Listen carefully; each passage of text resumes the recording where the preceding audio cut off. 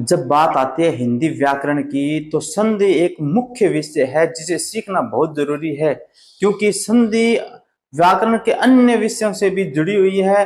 जैसे उपसर्ग, समास, इनके अलावा भी बहुत सारे ऐसे टॉपिक है जो हिंदी व्याकरण के अंदर संधि पर आधारित होते हैं। यानी जब तक हम संधि नहीं सीखते हैं तो उन विषयों को हम हल नहीं कर सकते। इसलिए हिंदी व्याकरण के अंदर संधि एक मुख्य विषय है जिसे सीखना बहुत जरूरी है। आप हमेशा से पढ़ते आ रहे हो कि संधि तीन प्रकार की होती है, स्वर संधि, व्यंजन संधि और विसर्ग संधि। क्योंकि अगर तीनों संधियों को लेते हैं तो वीडियो काफी लंबा हो जाएगा, इसलिए आज हम केवल स्वर संधि के बारे में पढ़ेंगे। तो आइए मेरे साथ शुरू करते हैं स्वर संधि। आइए सबसे पहले हम संधि की परिभाषा के बारे में देखते हैं। यानी दो या दो से अधिक वर्णों के मेल को संधि कहते हैं। तो कई बार बच्चे ऐसे भी बोल देते हैं कि दो या दो से अधिक शब्दों के मेल को संधि कहते हैं, लेकिन ये गलत है। क्योंकि संधि है वो दो या दो से अधिक वर्णों के मेल को कहते हैं, जबकि दो या दो से अधिक शब्दों के मेल को समास कहते हैं। तो ये बात ध्यान रखना बहुत जरूरी है कि संधि की परिभाषा जब भी हम बोलेंगे तो हम बोलेंगे कि दो या दो से अधिक वर्णों के मेल को संधि कहते हैं। तो ये तो हो गई संधि की परिभाषा। अब बात करते हैं स्वर संधि की परिभाषा पे। देखिए, स्वर के साथ स्वर के मेल को स्वर संधि कहते हैं। अब देखिए, हिंदी के अंदर 11 स्वर माने गए हैं। उन्हीं स्वरों के मिलने से स्वर संधि बनती है। तो ये 11 स्वर है। तो जब भी हमें दो वर्णों को आपस में मिलाएंगे तो दोनों तरफ से स्वर ही मिलेंगे, ये ध्यान रखना। स्वर संधि के अंदर अगर दोनों तरफ से स्वर मिलते हैं तो वो स्वर संधि होती है। इसके अलावा देख लीजिए स्वर संधि के प्रकार। स्वर संधि 5 प्रकार की होती है। कौन कौन सी? दीर्घ संधि, गुण संधि, वृद्धि संधि, यण संधि और अयादि संधि। इन्हीं पांचों प्रकारों को हम बारी बारी से इसी क्रम में हल करते जाएंगे। तो आइए सबसे पहले हम हल करते हैं दीर्घ संधि को। तो आइए देखते हैं दीर्घ संधि के बारे में। देखिए, ए, ई, उ लघु स्वर है तथा आ, ई, उ दीर्घ स्वर है। हिंदी स्वरों के अंदर कुछ लघु स्वर होते हैं और कुछ दीर्घ स्वर होते हैं।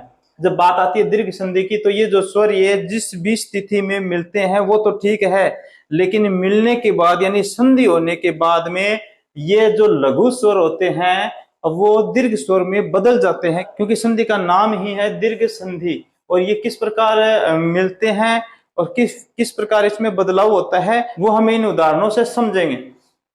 तो देखिए, कुछ उदाहरण हैं। जैसे नयन प्लस अभिराम, यहाँ क्या होता है? नयन प्लस अभिराम, यहाँ क्या मिल रहा है? ए प्लस ए मिल रहा है, लेकिन ये जब संधि होगी तो आ हो जाएगा। जैसे नयन प्लस अभिराम, नयना अभिराम, न के आगे मात्रा लग गई यानी नयना अभिराम। इसी प्रकार से चरण प्लस अमृत, इसके अंदर भी क्या है? ए प्लस ए, लेकिन ये संधि होने के बाद में हो जाएगा आ। उसी प्रकार इसमें है, देखिए सेना प्लस अध्यक्ष। अब यहां पहले आ गया, आ प्लस ए, इससे कोई फर्क नहीं पड़ता है, चाहे पहले आ जाए चाहे पहले ए आ जाए। लेकिन एक बात ध्यान रखना, दीर्घ संधि के अंदर समान स्वर ही मिलेंगे। जैसे ए के बाद में ए या आ ही आ सकता है, या आ के बाद में ए या आ सकता है।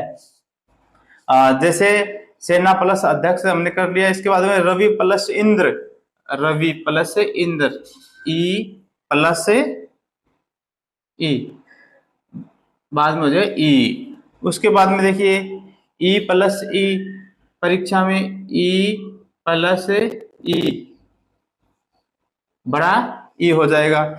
उसके बाद देखिए नारी प्लस ईश्वर, यहां क्या है? ई प्लस ई।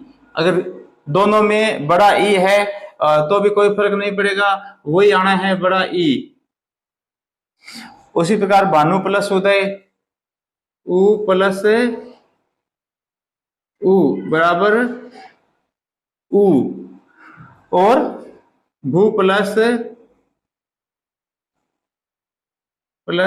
उ बराबर उ। तो दीर्घ संधि के अंदर क्या होता है, जो वर्ण आपस में मिलते हैं, जो स्वर मिलते हैं, वो क्या हो जाते हैं, दीर्घ हो जाते हैं। चाहे वो छोटे हो या बड़े हो, या छोटे के साथ बड़ा मिलो या बड़े के साथ छोटा मिलो, लेकिन मिलने के बाद में तो बड़ा ही होना है, तो वो होती है दीर्घ संधि। लेकिन इसमें मैंने फिर दोबारा बता रहा हूं, ध्यान रखना, दीर्घ संधि के अंदर समान स्वर ही मिलते हैं। समान कैसे, जैसे ए के बाद ए मिल गया तो आ गया, ए के बाद ए आ, या आ के साथ ए मिल सकता है। उसी प्रकार ई प्लस ई यानी ई, इसमें ऐसा नहीं होता है कि ए के साथ ई मिल जाए या ई के साथ ए मिल जाए। दीर्घ संधि में ऐसा नहीं होता है, दीर्घ संधि में समान स्वर ही मिलते हैं, तो ये होती है दीर्घ संधि। दीर्घ संधि के बाद में देखिए गुण संधि।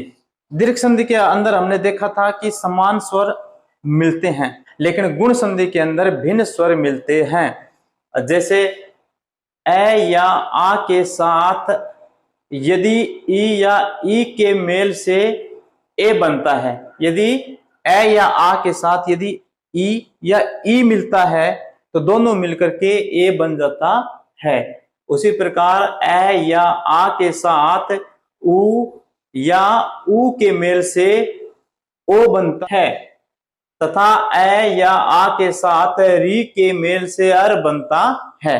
तो गुण संधि के अंदर इस प्रकार बदलाव होता है। अब देखिए, ए या आ के साथ ई या ई के मेल से, ई या ई के मेल से, ए या आ के साथ उ या उ के मेल से, ए या आ के साथ री के मेल से, यानी गुण संधि के अंदर हमने इन इतने स्वरों को ले लिया है। ये सारे किसके बाद में आएंगे, ए या आ के बाद। ए या आ के बाद में अगर ये सारे स्वर आते हैं तो किस प्रकार इसके अंदर बदलाव होता है, ये हम गुण संधि के माध्यम से समझेंगे। अब कुछ उदाहरण लेते हैं, जैसे सुर प्लस इंद्र यानी सुरेंद्र। यहां क्या मिला, यहां मिला ए प्लस ई बराबर ए। फिर है न प्लस इति यानी ए प्लस ई बराबर ए। तो ए और ई मिला तो ए बन गया, तो शब्द बन गया न प्लस इति यानी नेति। ये जो ए है ये न के ऊपर लग गया। उसी प्रकार महा प्लस इंद्र, महा प्लस यानी आ के बाद में क्या आया है, ई, क्या बनेगा, ए। इसी प्रकार देखिए पर प्लस उपकार यानी ए प्लस उ। अब यहां बदलाव हो गया, इतनी देर पहले तो आ रहे थे ई, अब आ रहा है उ, तो उ आता है तो क्या बनता है, औ। तो अब क्या बनेगा, औ। जैसे जल प्लस उर्मी, इसमें क्या है, ए प्लस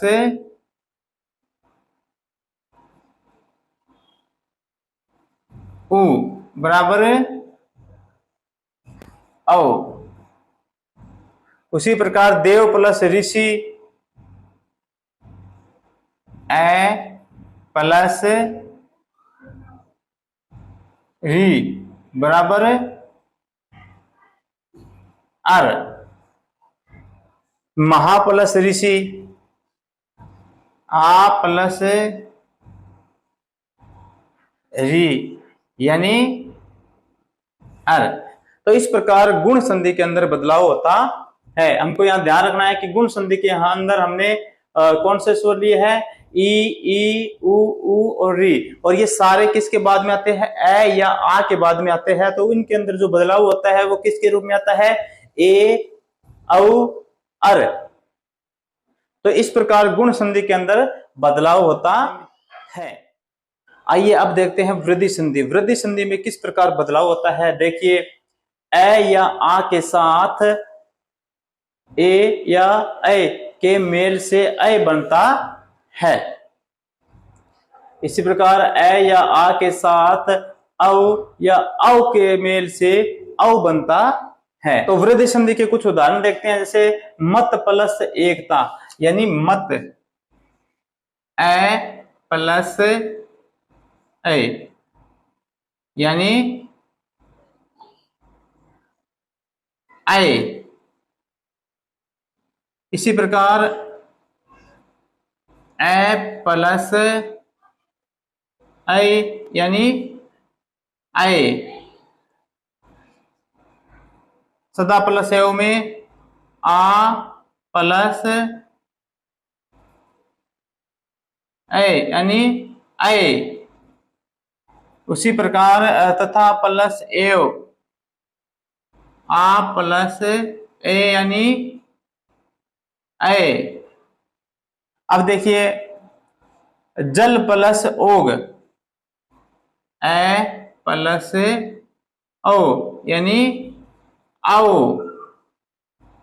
वन प्लस औस्थ है, ए प्लस औ यानी औ। महा प्लस ओज, आ प्लस ओ यानी औ। महा प्लस औषध, आ प्लस ओ यानी औ। तो इस प्रकार वृद्धि संधि के अंदर यदि ए या आ के बाद में यदि ए या ए आता है तो ए बनता है, ए या आ के साथ औ या औ आता है तो औ बनता है। अभी तक हमने स्वर संधि के 3 प्रकार हल कर लिए हैं, जिसमें हमने देखा है कि सबसे पहले जो दीर्घ संधि है उसमें आता है कि ए या आ के बाद में यदि ए या आ आता है तो आ बन जाता है, यानी दीर्घ बन जाता है। उसके बाद में हमने पढ़ी थी गुण संधि। गुण संधि में हमने पढ़ा था कि ए या आ के बाद में यदि ई उ और री आता है तो इसमें किस प्रकार बदलाव होता है। उसके बाद में हमने वृद्धि संधि में पढ़ा था कि ए या आ के बाद में यदि ए औ आता है तो उसके बाद में क्या बदलाव होता है।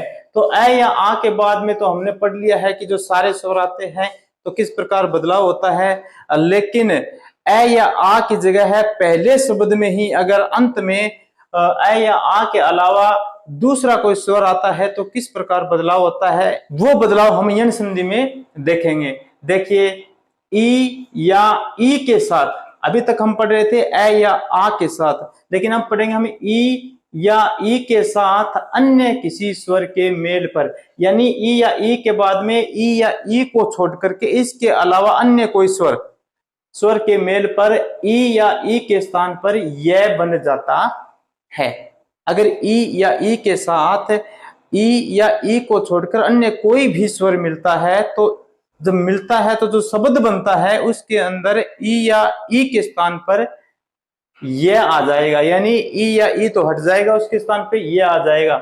उसी प्रकार उ या उ के साथ अन्य किसी स्वर के मेल पर, यानी उ या उ के अलावा अगर कोई दूसरा स्वर इसके साथ आता है तो स्वर के मेल पर उ या उ के स्थान पर वह बन जाता है, यानी उ या उ है वो तो हट जाएगा और उसके स्थान पर वह बन जाएगा जब हम संधि करेंगे। और जब जैसे हम संधि विच्छेद करेंगे तो वापस है वो उ अपनी जगह आ जाएगा और शब्द वो 2 टुकड़ों में विभाजित हो जाएगा।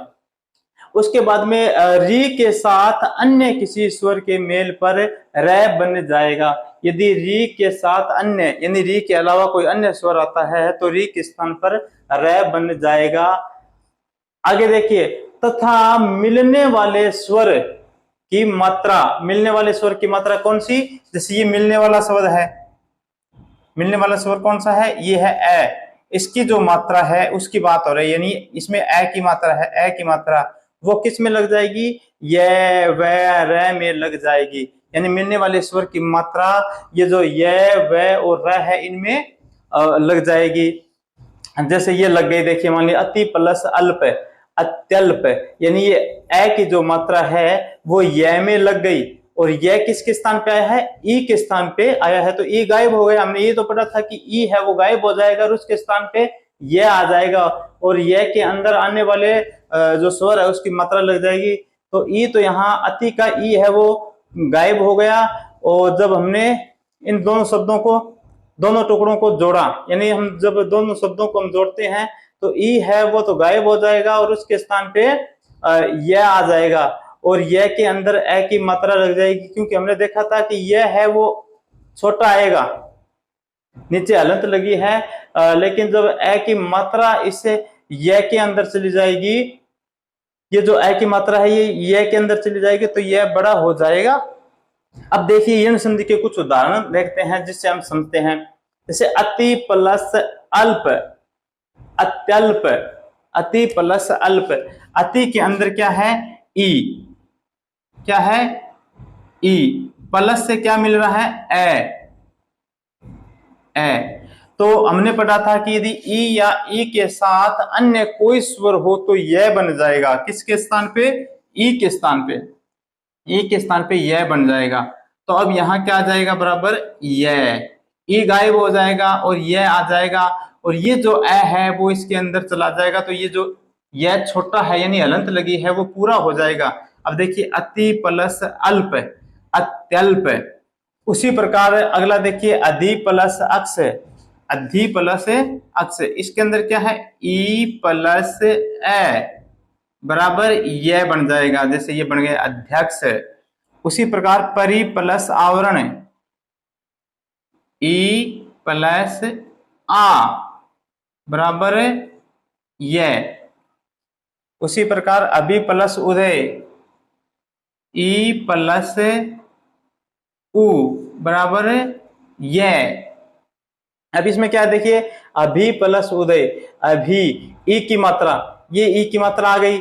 हमने पढ़ा था कि ई के साथ, तो ये ई की मात्रा आ गई, इसके साथ में यदि कोई अन्य स्वर मिलता है यानी उ, इसमें उ मिल गया, तो ई के स्थान पर क्या आ जाएगा? यह आ जाएगा और ये जो मिलने वाला स्वर है वो यह के अंदर उसकी मात्रा लग जाएगी। तो ये जो उ है इसकी जगह तो ई की जगह तो आ गया यह, और उ है वो यह के अंदर चला जाएगा, तो वो मात्रा कहां से आ जाएगी? यह के नीचे आ जाएगी, जैसे ये आगे अभ्युदय। इसी प्रकार नी प्लस ऊन, तो इसके अंदर है ई प्लस उ बराबर यह। अब ये बड़ी उ है तो मात्रा बड़ी हो गई, यहां छोटी उ थी तो यहां मात्रा छोटी हो गई। उसी प्रकार नदी प्लस अंत, नदी प्लस अंत, ई प्लस ए बराबर यह। और जैसे ही हम इनको जोड़ेंगे, जैसे ही हम इनमें संधि करेंगे तो ई की जगह तो आ जाएगा यह, और ये ए की मात्रा है ये यह के अंदर लग जाएगी, तो इसमें बन गया नद्यंत। इसी प्रकार और उदाहरण देखिए, जैसे अनु प्लस अय, अनु प्लस अय। अभी तक जो उदाहरण हमने पढ़े थे वो हमने पढ़े थे कि ई या ई के साथ अन्य कोई स्वर आता है तो क्या बदलाव होता है। अब हम पढ़ेंगे उ या उ के साथ अगर कोई अन्य स्वर आता है तो क्या बदलाव होता है। जैसे अनु प्लस अय, इसके अंदर क्या है? उ प्लस ए। अब अगर उ के साथ अन्य कोई स्वर मिलता है तो हमने पढ़ा था कि वह बनता है वह। अभी तक ये वह क्या है? इसके नीचे हलंत है तो ये आधा है। अब इसको पूरा कब होगा? ये पूरा होगा जैसे इस उ की जगह तो हमने आधा वह लिख दिया, ठीक है।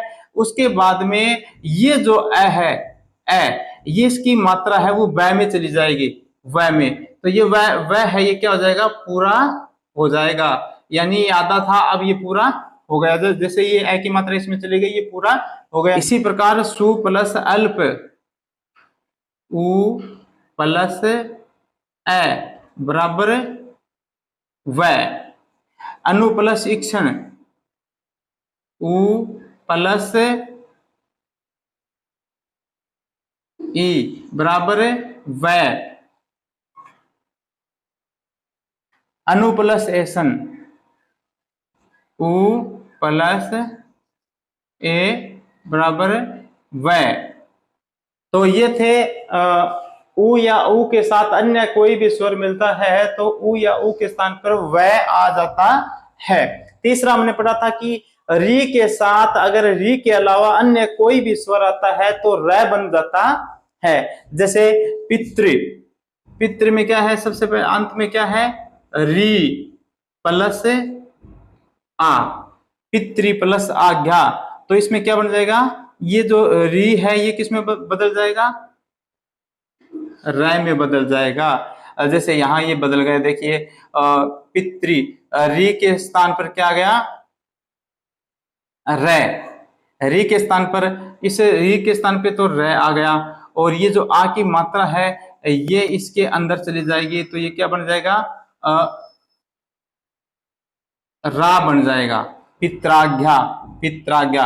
इसी प्रकार पितृ प्लस उपदेश, इसमें क्या है, री प्लस उ बराबर रे, तो इसके अंदर री की जगह तो क्या आ गया, रे आ गया, री की जगह क्या आ गया, रे आ गया, और उ की मात्रा है वो इस रे के अंदर चली जाएगी, तो क्या बन जाएगा, पितृ, पितृपदेश।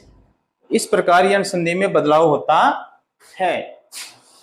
अब देखिए स्वर संधि का पांचवा यानी अंतिम प्रकार अयादी संधि। अभी तक हमने ये पढ़ा था कि ए आ ई उ री के बाद अगर कोई असमान स्वर आता है तो क्या बदलाव होता है। अब हम पढ़ेंगे ए ऐ ओ औ के बाद यदि कोई असमान स्वर आता है तो क्या बदलाव होता है, और उसी को कहते हैं अयादी संधि। अब देखिए ए ऐ ओ औ के साथ अन्य किसी स्वर के मेल पर अगर इनके साथ, इन चारों के साथ अगर कोई अन्य स्वर मिलता है तो क्या बदलाव होता है। अगर ए के साथ कोई अन्य स्वर मिलता है तो ऐ बनता है। यदि ऐ के साथ यदि कोई असमान स्वर मिलता है तो आय बनता है। औ के साथ यदि कोई असमान स्वर मिलता है तो औ बनता है, और उसी प्रकार औ के साथ यदि कोई असमान स्वर मिलता है तो औ बनता है। हमको अयादी संधि के अंदर ये चार शब्द याद रखने हैं, ऐ आय औ औ, यानी ए की जगह ऐ की जगह आय, ओ की जगह औ और औ की जगह औ बन जाता है। तथा मिलने वाले स्वर की मात्रा य तथा व में लग जाएगी। यानी मिलने वाले स्वर जैसे ये है ए, ये मिलने वाले स्वर है, इसकी मात्रा किस में लग जाएगी, ये जो अंत में ये और वह है इसमें लगे जाएगी। तो कुछ उदाहरण हम देखते हैं, जैसे ने प्लस अन, ने प्लस अन। अब इसके अंदर क्या है, ने प्लस अन, ने के अंदर क्या है, इसके अंदर है ए प्लस ए, तो क्या बन जाएगा ए। देखिए ए कहां बना है, ने प्लस अन अगर मिलता है तो नयन बनता है, नयन। अब न के अंदर जो ए है, न के अंदर ए है और आगे जो ये है, इससे ध्वनि आती है ए, तो नयन ए। उसी प्रकार गे प्लस अक, इसके अंदर क्या है, इसके अंदर है ए प्लस ए, तो बराबर क्या बन जाएगा आय, क्या बन जाएगा आय। आय कैसे बनेगा, जैसे इसके गा के अंदर है आ, गा के अंदर आ है और ये है, तो ध्वनि आ जाएगी गायक, यानी आय, आय। तो एक के स्थान पे किसकी ध्वनि आएगी, आय की। इसी प्रकार हम देखते हैं जैसे पो प्लस अन है, पो प्लस अन में क्या है, ओ प्लस ए, ओ प्लस ए है तो क्या बन जाएगा औ।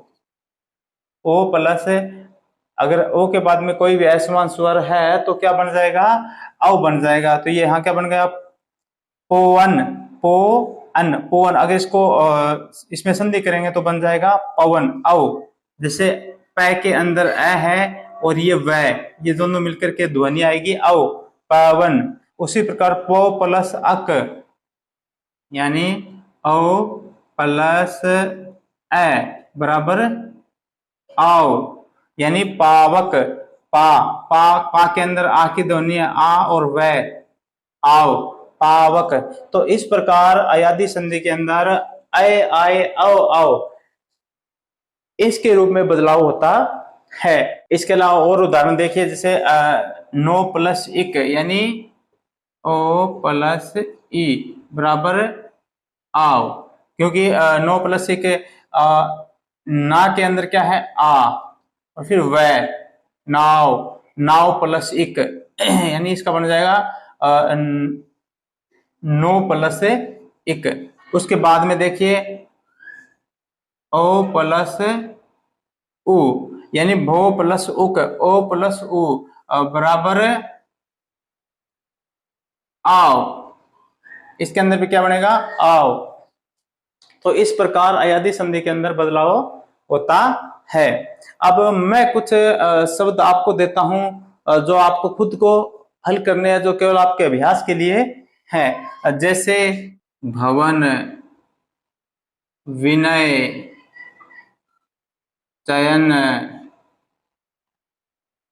पावन आदि शब्दों में आपको संधि विच्छेद करना है। ये अयादी संधि के उदाहरण हैं और इसमें आपको संधि विच्छेद करना है। तो आप किस प्रकार करोगे? तो करके देखिए कि आप सही कर पाते हो। तो ये शब्द केवल आपके अभ्यास के लिए है, आप करके देखना अगर आपको आते हैं तो। अगर नहीं आते हैं तो आप मेरे को कमेंट करना, कमेंट के अंदर मैं आपको इसका सही उत्तर बताऊंगा।